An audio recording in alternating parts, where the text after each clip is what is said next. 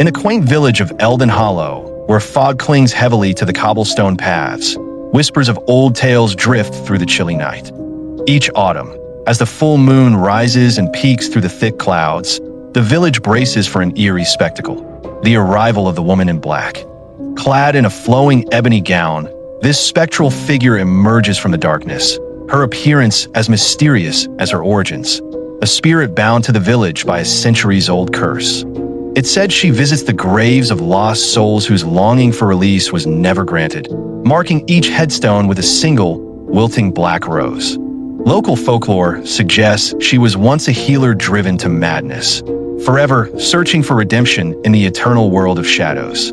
Those daring enough to visit the graveyard after dusk claim to hear the muted whispers of the restless departed, as if their secrets are shared only with the woman in black. The graveyard itself, on the outskirts of Elden Hollow, has become an unholy shrine. Jagged branches from ancient yew trees scrape against one another with a sound like low, mournful cries, while the scent of damp earth fills the air. The moonlight barely penetrates the fog that coils around gravestones, casting spectral shadows that dance in the night. Last year, a young villager named Caleb, driven by his morbid curiosity and skeptical nature, decided to unravel the mystery of the woman in black's origin. Armed with only a flickering lantern and worn notebook, Caleb slipped past the threshold where many dare not tread.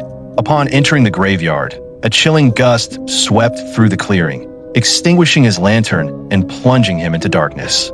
Heart pounding in the silence, the hairs on the back of his neck stood erect. It was then he heard it, a soft, sorrowful humming, not peculiar to a living soul. Determined to unveil the truth, Caleb crept closer, noting the odd markings on various tombstones, shapes resembling archaic symbols.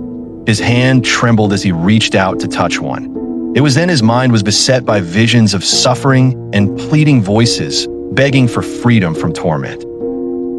Shaken, Caleb fell to his knees. His gaze lifted to meet the piercing eyes of a figure standing before him, her shadow cast long across the graves. "Leave them be, young seeker," she whispered, voice resonating both kindness and warning. "Your curiosity should not awaken what is meant to rest. Some mysteries exist not to be solved, but remembered,